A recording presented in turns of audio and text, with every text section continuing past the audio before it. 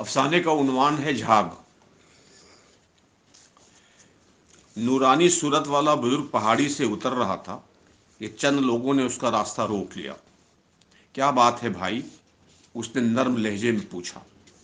پھٹے پرانے کپڑوں میں ملبوس لوگوں کے چہروں سے پریشانی نمایاں تھی، اور ایسا لگتا تھا کہ وہ ایک طویل مسافت طے کر کے تھکے ماندے آئے تھے۔ آقا، ہم بہت دور سے آپ کے پاس عرضداشت لے کر آئے ہیں۔ نورانی صورت والا بزرگ چٹان پر بیٹھ گیا۔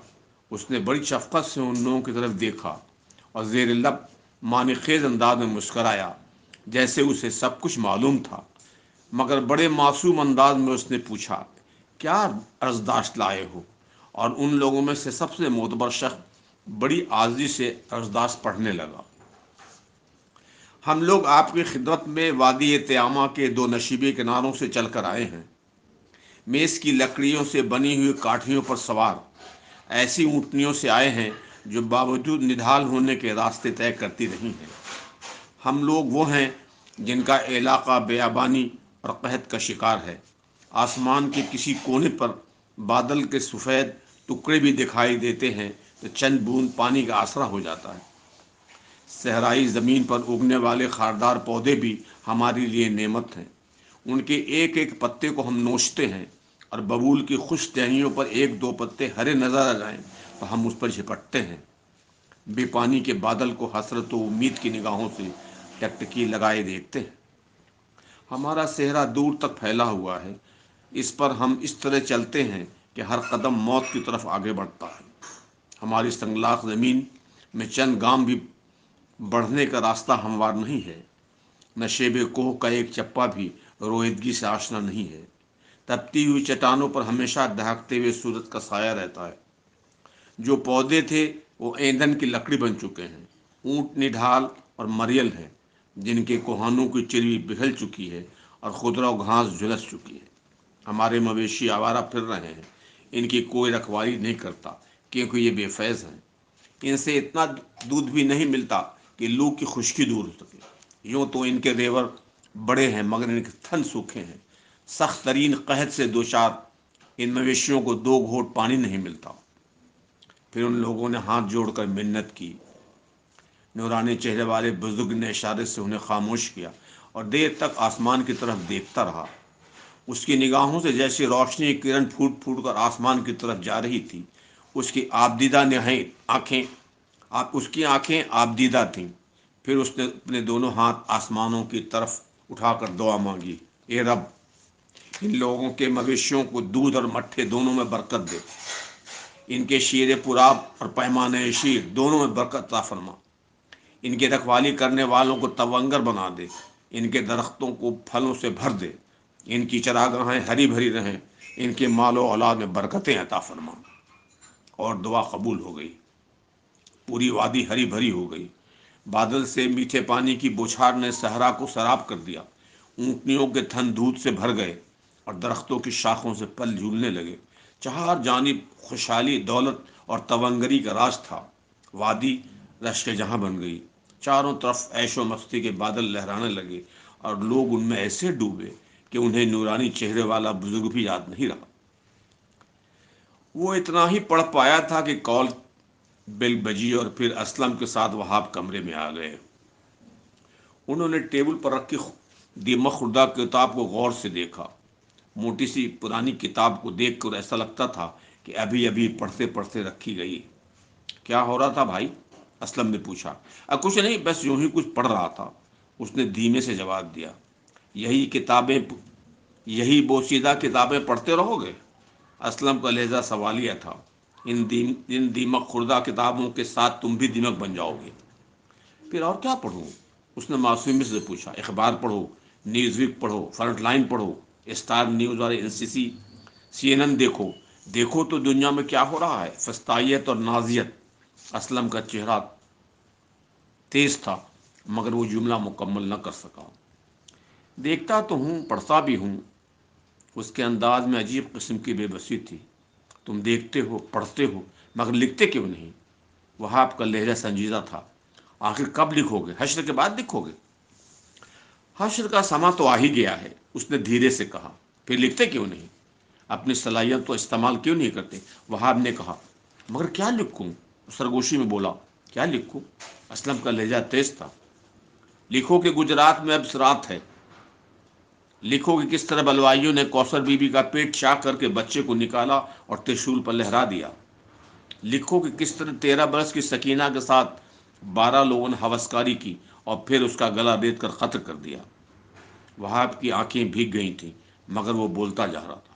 تم کہانی کار ہو اور مجھ سے پوچھتے ہو کیا لکھوں؟ تم اس 10 سالہ بچے کی کہانی لکھتے ہو نہیں لکھتے جو فسادیوں سے بچ کر بھاگ رہا تھا کہ پولیس نے اسے گولی مار دی. تم ان لوگوں کی کہانی کیوں نہیں لکھتے جنہیں زندہ جلایا گیا، جنہیں کمروں میں بند کر کے اس میں پانی بھر کر بجلی کا کرنٹ دے دیا گیا، کمروں میں گیس بھر کر آگ لگا دی گئی.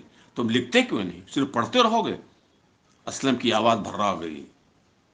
میں لکھنا تو چاہتا ہوں مگر لکھتا بھی ہوں. مگر وہ بے بسی کے ساتھ دھیرے سے بولا مگر کیا؟ وہاب نے سنجید سے پوچھا. لکھنے کی کوشش کرتا ہوں مگر سب ضائع ہو جاتے. وہ جیسے خلاؤں میں دیکھ رہا تھا. ضائع ہو جاتے؟ کون ضائع کر دیتا؟ وہاب نے ہمدردانہ لہجے میں پوچھا. اس کا جواب مختصر تھا آنسو. آنسو؟ وہاب نے پوچھا. ہاں آنسو.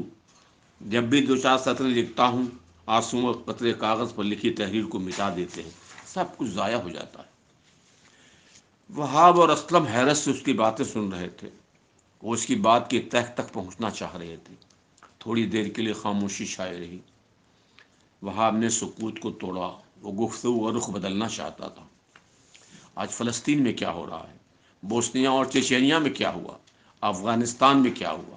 مواد کی کمی نہیں ہے مگر ہمارے تخلیق کار. وہاب نے جملہ چھوڑ دیا، آدھا چھوڑ دیا. کیا لکھنے سے سب کچھ ٹھیک ہو جائے گا؟ اس نے دیر سے سوال کیا اور بولنے لگا. جب نازیوں نے گرجا گھر میں 70 سالہ راہباؤں کی آبروریزی کی تھی تب بھی تو لکھا گیا تھا. جب بوسنیا میں ہزاروں کو قبر میں دفن کر دیا تھا تب بھی تو لکھا گیا تھا. فلسطین میں بچوں کو گولیاں ماری جا رہی تھیں تب بھی تو لکھا گیا تھا. مگر کچھ بھی تو نہیں بدلا. آج بھی افغانستان کے ایک اجتماعی قبر سے 900 مجاہدوں کی لاشیں نکلی ہیں. آج بھی تو امریکہ نے ہزاروں طالبان کو جنگی قیدی بنا کر جانوروں کی طرح آہنی ڈبوں میں بند کر کے گمنام جزیرے میں بھیجا تھا اور سینکڑوں لوگ ڈبوں میں جب گھٹ کر مر گئے تھے. بہت کچھ لکھا گیا مگر آج بھی حاملہ عورتوں کے پیٹ چاک کیے جا رہے ہیں. اس کا لہجہ بہت تیز تھا. وہاب اور اسلم دم بخود تھے. وہ بولے ہی جا رہا تھا لکھنے سے کیا ہوگا؟ میں کیوں لکھوں؟ میں آنے والی بے قصور نسلوں کو کیوں شرمندہ کروں کہ ان کے اجداد اتنے ظالم تھے؟ میں کیوں لکھوں؟ اپنے زخموں کی کھرن بکھیڑ کر میں مسوکیت کا شکار نہیں ہونا چاہتا. وہ تقریباً چیخ رہا تھا. وہاب نے خاموشی توڑی. مسوکیت ہی سے آرٹ کی تخلیق ہوتی ہے بھائی. آرٹ، فلسفہ، ادب سب بکواس ہیں. میں نہیں لکھوں گا. میں بالکل نہیں لکھوں گا. وہ تیز آواز میں بول کر. پھر تم کیا کرو گے؟ وہاب نے سنجیدگی سے سوال کیا. یہ پاگل ہے، اس سے کچھ مت پوچھو. اسلم کی آواز میں جھنجھلاہٹ تھی. ہاں میں پاگل ہوں اور اس دور میں پاگل ہی رہنا ٹھیک ہے. تم تخلیق کار ہو. تخلیق کار سے تخلیق سے الگ ہو جائے تو مر جاتا ہے. تمہیں لکھنا ہوگا. وہاب نے فیصلہ سنایا. نہیں، میں پڑھوں گا، صرف پڑھوں گا. اس کی آواز فیصلہ کن تھی. یہی دیمک خوردہ کتابیں پڑھو گے ایک دن خود بھی دیمک بن جاؤ گے. اسلم کی آواز میں جھنجھلاہٹ اور طنز کی آمیزش تھی. دیمک کتابیں کھاتی ہیں، تمہاری طرح دماغ نہیں کھاتی. تم پیسے کماؤ، مکان بنواؤ، نئی گاڑیاں خریدو. تخلیق اور اس سے کر کی تمہیں کیا خبر؟ اس نے اسلم کو تقریباً ڈانٹ دیا اور وہ چپ ہو گیا. بہت دیر تک خاموشی رہی. وہاب اس کی ذہنی کیفیت سے واقف تھا. اس نے خاموشی. تم کیا پڑھو گے؟ وہاب نے دھیمے لہجے میں کہا. میں جو پڑھوں گا وہ سنو گے؟ اس نے سوال کے جواب میں سلام کر دیا. ہاں سناؤ. اس نے وہاب کو غور سے دیکھا اور ٹیبل پر رکھی دیم خدا کتاب اٹھا کر اس کے ورق پلٹنے لگا. اس کے صفحے اس کی نگاہیں ایک صفحے پر جم گئی تھیں. سناؤں؟ اس نے پوچھا. ہاں سناؤ.